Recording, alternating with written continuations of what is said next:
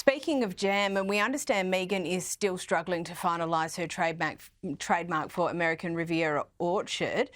What's the latest and what's her plan B?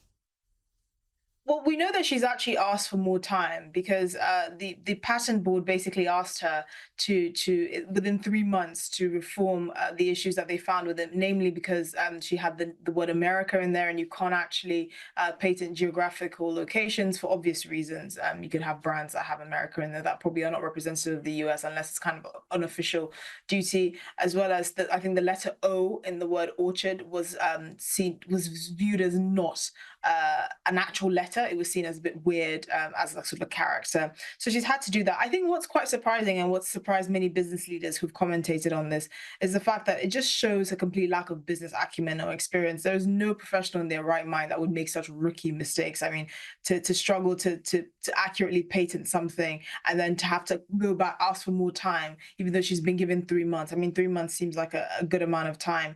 But she drummed up the hype, and she was sending celebrities jars of her jam, and she kind of, run before she could walk. And again, this is something that many business people just don't understand, how she could make such mistakes. Now, for the rest of us, it seems pretty obvious. She's not a business person. This is an actress. She's never actually run an organization. But even if she hasn't, even business people that don't have direct experience in what she's doing would have the good sense to have experts around her that know what they're doing. But it seems, again, like the kind of rumors we've been hearing about Meghan being a know-it-all and wanting things done her way seem to ring true, because only she could make this kind of mistake. Yeah, well, it will be very interesting to see what happens there. You would think that she would have advisors around her and that could have been avoided. But anyway, we will see where that goes to from here. Now, this week there's been a really interesting discussion around the Americanisation of Harry's accent. So here's Harry from 7 years ago, and before he moved to the US, talking about his relationship with Meghan. We met once and then twice, back-to-back, 2 dates in London. Last July, yes, beginning of July, and then it was, I think, about 3, maybe 4 weeks later that I managed to persuade her to come and join me in Botswana. And here's a recent clip that has people noting a slight Californian twang. All right, screw it, let's go. Let's do it. Dude, it's enormous. Is that your name? Does that say Jelly Roll? No. You put your name on my name? Are you serious? Esther, what are your thoughts? Yeah, I mean, it's not surprising that he's sort of mirrored the accent of the basically predominant population of where he is. I mean, I do think it's interesting. I think it actually, many people don't know that it probably stems from his princely training. And what I mean by that is, when the princes were young and they were raised to kind of prep them for diplomatic duties and meeting foreign dignitaries and all the rest of the things that come with being a royal member of the royal family, they're often taught to mirror the person that they're meeting, not just in terms of posture, but usually in terms of tone, accent. And these kind of slight subtleties that really kind of make the person that you're being introduced to, though you're speaking to, feel at ease. And I suspect that's something that's going on here. He moved to Montecito when he was almost 40, so he has a very solidified British accent, but I think it's something that's innate in him, and it's something that he does to try and make the other person feel comfortable. I know he started using the word dude, which is different, and you can just see a slight lax in the way that he speaks. He doesn't speak with the kind of clipped accent that we're usually used to, and of course I'm sure the influence of his children as well is quite prominent there.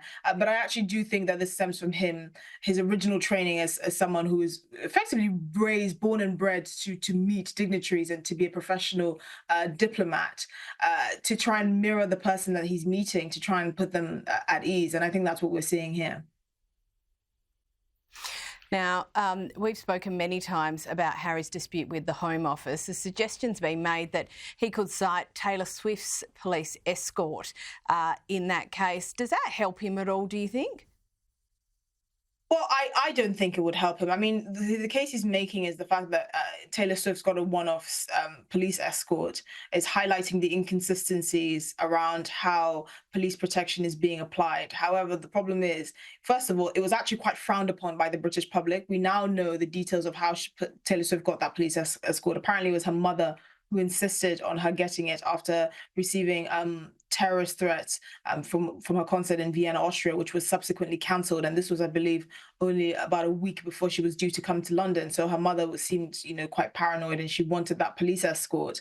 And we also know that it was actually the influence of the government, so the cabinet, and Keir Starmer and the Home Secretary, Yvette Cooper, that really kind of pressured the Metropolitan Police to provide this. And I'm sure, they were paid handsomely for this. They didn't do it for free, but it was mainly outside influences, and it was certainly not a common thing. And this is not something that I think Prince Harry can successfully argue, because with all due respect, he's not a pop star facing terrorist threats in Austria.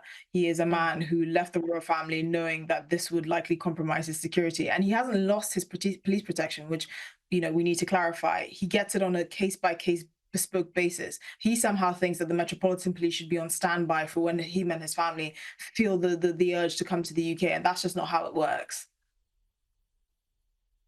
No, that's absolutely not how it works. But anyway, Harry seems to think that it is. Esther Krakue, thank you so much for joining us.